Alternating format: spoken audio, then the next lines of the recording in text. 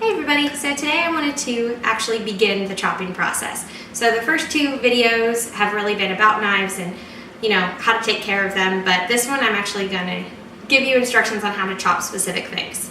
So I've already honed my knife, which I went over in another one of the videos, and I'm going to start with the proper way to hold it. So you don't want to hold it back here because it doesn't give you very good leverage or control over the knife, but instead you're going to want to like choke up on it like you would a baseball bat. And then you're going to use your index finger on your dominant hand and use it as sort of like a rest or a guide for the knife itself. It's going to give you a little bit better control, and you'll feel it when you're actually going through the process of chopping that it just feels a little bit more comfortable to do it anyway. So we're going to start with using our chef's knife, and I'm going to go through a few of the things that we would chop with this. So I'm going to start with a heart of romaine. This is... I get them whole like this because it's a little bit more affordable. So the chopping process, you're going to want to rest your knife down, and it's a forward rocking motion. So you can simply just pull it all the way through. You're going to want to make sure that you're not only going all the way through the lettuce itself, but that you're going through both sides of the lettuce, which is why you're pulling it forward. And that goes the same for anything that you might chop. You're always going to do it with a forward motion. So this lettuce is not washed already, so I'll chop it first and then wash it using a salad spinner, which if you're not familiar with one of those, we'll go over that in a tutorial where we're talking specifically about salads. But for now, you can just hand wash it in a strainer and then dry it off. So that's pretty much it. I stop once I get to the point where it's more white than green, and then I can just throw this into the compost or directly into the trash. So that's how you do the romaine lettuce, and we'll move on to basil. So for herbs that are leafy like this, a lot of times you'll find either that you do a rough chop on them or something called a chiffonade.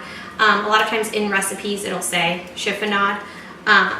So what you'll do is you'll just take all of your leaves and you'll stack them up, and then once you have them, all the stems removed, you can just give it a tight little roll, and then you can just fold it in half, and then you're going to chop it the same way you did with the lettuce, and you're going to bring your knife forward, and you're going to go all the way through, and you're going to have these little tiny ribbons, which is what a chiffonade gives you, these little ribbons of herbs.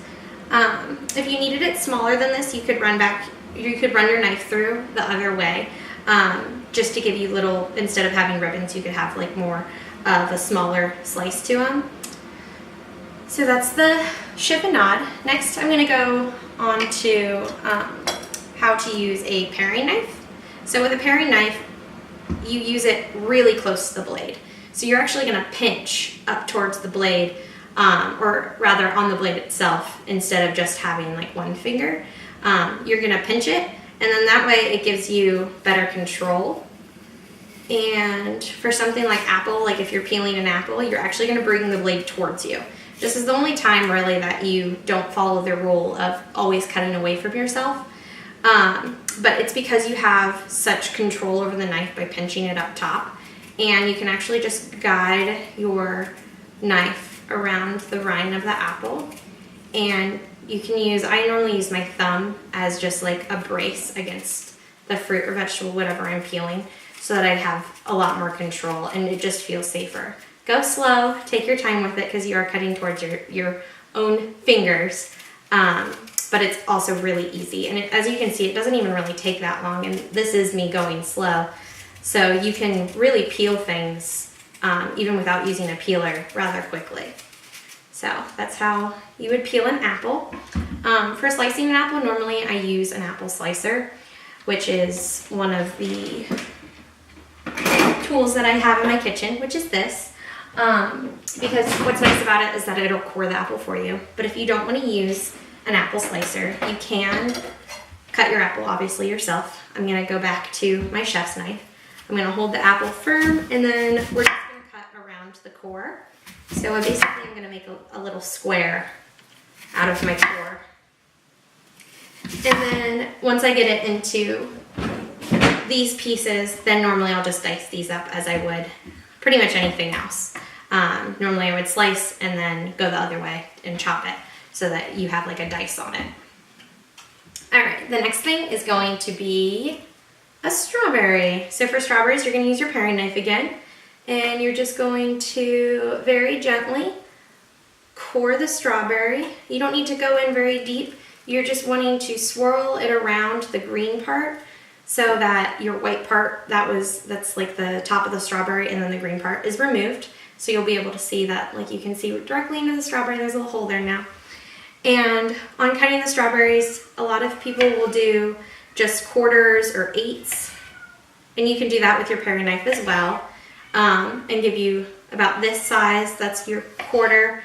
And then your eighth is just gonna be a little bit smaller. But it's super easy. You could also use your paring knife to core it and then slice it instead, if that's, it's really just depending on personal preference or what you're using it for. So once I have it cored, you can rotate it the other way and then just make slices. Again, you can just use your paring knife for this. I like to use the paring knife for smaller fruits and vegetables just because it seems a little overkill to use the chef's knife on things that are so small. All right, so there's our strawberries. The next thing I'm gonna do is an orange. Now I know this is just a mandarin because I don't have any oranges right now, but I mean, it's gonna be the same idea regardless of what type of fruit it is. So I'm not gonna peel this. Instead, if you were having like a party and you just wanted everybody to be able to, you know, snack on them, this is how I would cut it. So normally I would do half moons. So you're gonna wanna cut it in half. And you're gonna cut this sort of like you would cut an onion. So you're gonna cut it the top to the bottom or the stem to the root. Cut it all the way through so that you're gonna be able to see basically the two halves of the orange if you were to open it up. Then we're gonna lay it flat side down, and we're gonna make slices. Now for this, I like to try to keep it pretty even. Just for aesthetics, it looks nice when they're even slices. And you're just gonna pull all the way through, and then you're gonna have little orange slices. And by slicing it this way, it just makes it really easy to eat, really easy to snack on. It's great for like packing your lunch and stuff like that, to slice them this way. All right. So the next thing that I wanted to do is the mushroom. And mushrooms are going to be done similarly to a strawberry. Now, a lot of times you can pop the stem out of the mushroom pretty easily, but sometimes they'll give you a bit of a fight. So if you are needing to de-stem them and you find that it breaks, or if you're just not able to break it off that easily, what you can do is you can use your paring knife, and just the same way you did with the strawberry, you're just gonna rotate it around and you'll be able to pop the stem out. It's really simple. And so now that we just have our mushroom caps, there's several different ways that you can cut the caps. It's really just dependent on what you need them for. So a lot of the times with mushroom caps, I like to just slice them. Sometimes I use them whole if I'm just going to throw them into like a saute pan, and it just gives a little bit more like dimension to a dish, leaving them whole. But I would only do it if they were real small. These ones are pretty small, so I probably could have left them whole. But I'm just gonna slice them, and again, I wanna try to keep them pretty even slices. That way in the cooking process, they all cook evenly, which is really the goal. If you're leaving things raw, the reason why you keep them even is really just for aesthetics. If you're cooking, then it's more important because you want things to cook the same amount. And so for that, you really need them to be the same thickness. So the next thing I'm gonna do is a clove of garlic. Now, I know whole garlic scares some people, and there's really no reason for that. It's not a scary thing. So how you get open a clove of garlic is to smash it. There's a lot of smashing involved when it comes to garlic. So little cloves of garlic just went all over the floor. That's okay. I don't really need all of them anyway. But once they're smashed, then you'll have all of your little cloves individual. The cloves are the pieces inside the garlic. The head is the whole piece that has all the cloves inside of it. So if somebody asks for 4 cloves of garlic, make sure you're using the little ones, not 4 heads of garlic. So for the garlic to be chopped, you need to take the skin off first. So what I do is I will cut off the hard like stem end of it.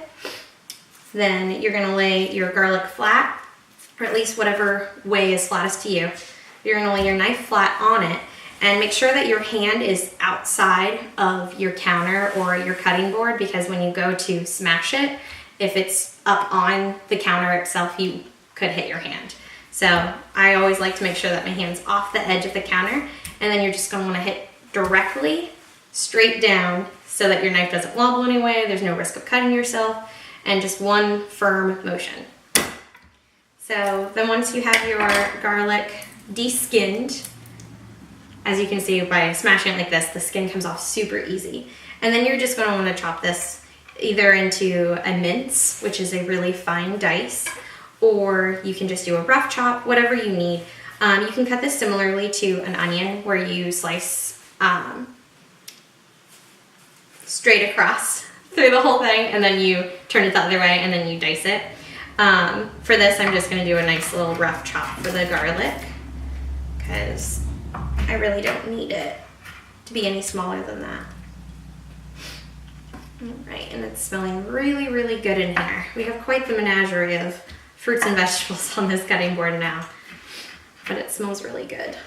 All right, and so that's a rough chop for our garlic. Make sure that when you are using your knife that you never run your fingers towards the blade or on the blade, because that's when you're gonna slice yourself. If you do go to pick things up off the cutting board, you're gonna want to lay your knife, excuse me, down flat if you are to push anything onto it, because otherwise you could potentially cut yourself. And then same thing, I like to, when I'm putting this like into a bowl, I like to put it with my knife facing the opposite way and just slide it across the bowl rather than use my hand, because it just feels safer and less likely to cut myself. All right, so then the last thing that I wanted to go over today is a potato. So normally I would peel it first using a peeler. I would rather peel a potato using a peeler than a paring knife, because it is a little easier. And normally when I'm doing potatoes, there's a lot of them. So I would peel this first, and then we're gonna cut this just pretty regular. I'm gonna cut it in half and lay them both flat. By laying your fruits and vegetables flat, it's always gonna be safer. So if you can cut it in a way where you're able to lay them flat, go with it. And then I'm gonna cut it in half again. Both of them. All right. And then I'm just going to slice the other way. I don't need my potatoes to be super small. Sometimes the potato will create a suction with your knife, especially if it's a bigger one, because this is pretty much the same height as my knife, and so it will stick to it. So just go slow, and you'll be able to make sure that the potato doesn't get in your way. Then we'll do the same thing for the other one.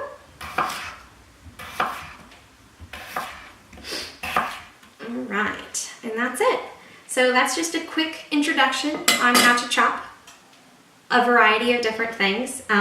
Once you get comfortable chopping with, certain things, everything else becomes easier too. So this will be the beginning of your recipe, getting prepped, getting all your chopping done, and then you'll get to move on into creating a whole recipe. The next video is going to be more specific. We're going to be chopping ingredients that are made for salsa. So come back, watch it next week, and we'll see you then. Bye.